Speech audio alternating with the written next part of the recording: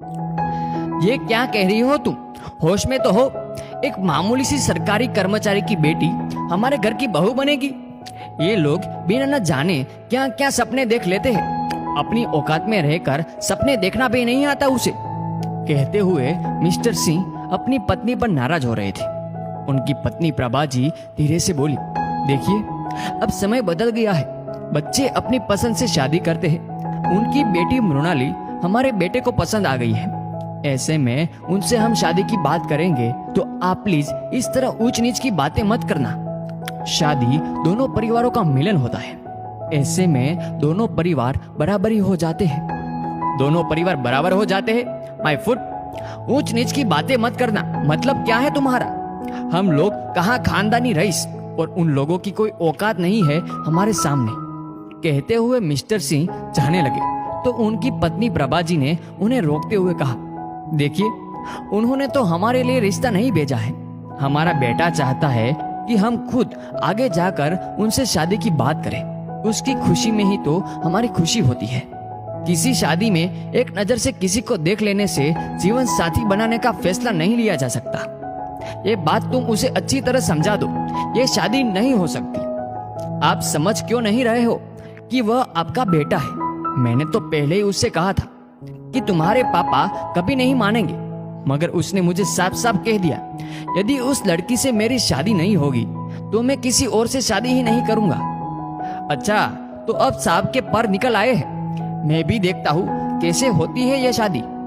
लोग बाग अच्छे घरों के लड़कों को फंसाने के लिए अपनी बेटियों को सजावट का सामान बनाकर ले आते हैं, मगर मैं रोहित के साथ साथ उनके भी मंसूबों पर पानी फेर दूंगा। अभी शर्मा जी को फोन लगाता हूँ। कहते हुए मिस्टर सिंह ने शर्मा जी को फोन लगाया और कहा, शर्मा जी, आपकी बिटिया की शादी में उसकी जो सहेली मृणाली आई थी, उस पर हमारे बेटे रोहित का दिल आ गया है। उनके घर जाकर शादी की बात करनी है। यह सुनकर शर्मा जी बोले, भाई साहब, आपके बेटे की पसंद को मान गए। लड़की एकदम हीरा है, हीरा। जिस घर में भी जाएगी उस घर को अपनी चमक से रोशन कर देगी। मैं जल्द ही उसके घर जाकर शादी की बात करता हूँ। फिर आप लोगों की एक मीटिंग फिक्स कर दूंगा ताकि आप आगे की बात कर सकें। रुकिए रुकिए शर्मा जी, अपनी भावनाओं के घोड़े को लगाम दीजिए।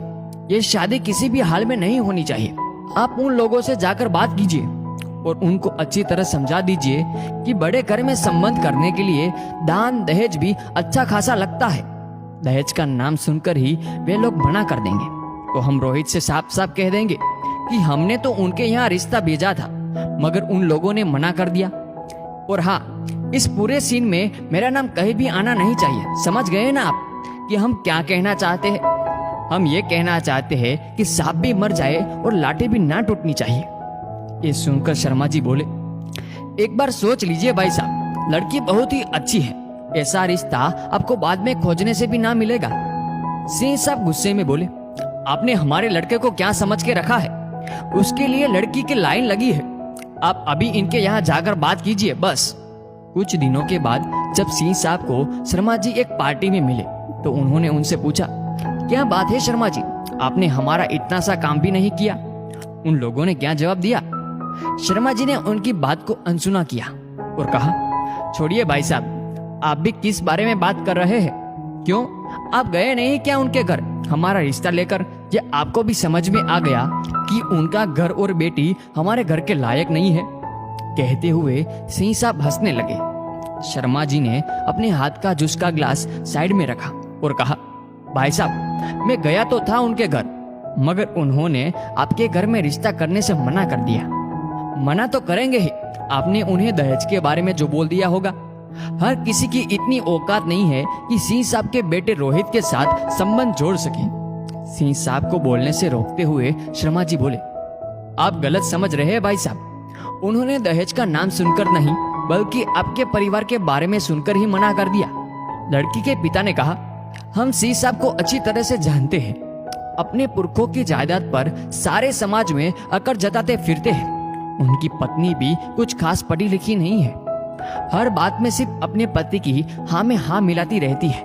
पति के आगे उनकी कुछ भी नहीं चलती।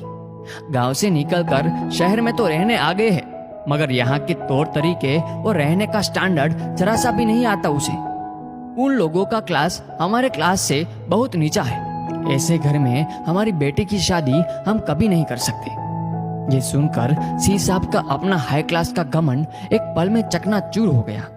कहाँ वो उस लड़की और परिवार को अपने स्टैंडर्ड का नहीं मान रहे थे, उन्हीं के परिवार ने सी साहब के परिवार को उनका स्टैंडर्ड आज दिखा दिया।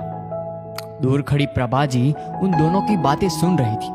उन्हें एक पल को तो अपने पति के अपमान पर गुस्सा आ रहा था, मगर फिर दूसरे ही पल उन्हें इस बात की खुशी थी कि चलो किसी ने तो सही सी साहब की झूठी अकड़ को तोड़ दिया और मृणाली दूसरी प्रभा बनने से बच गई। दोस्तों, हमारे समाज में शुरू से ही प्रथा चली आ रही है कि लड़के वाले हमेशा लड़की वालों को अपने से कम समझते हैं, मगर अब समय बदल गया है।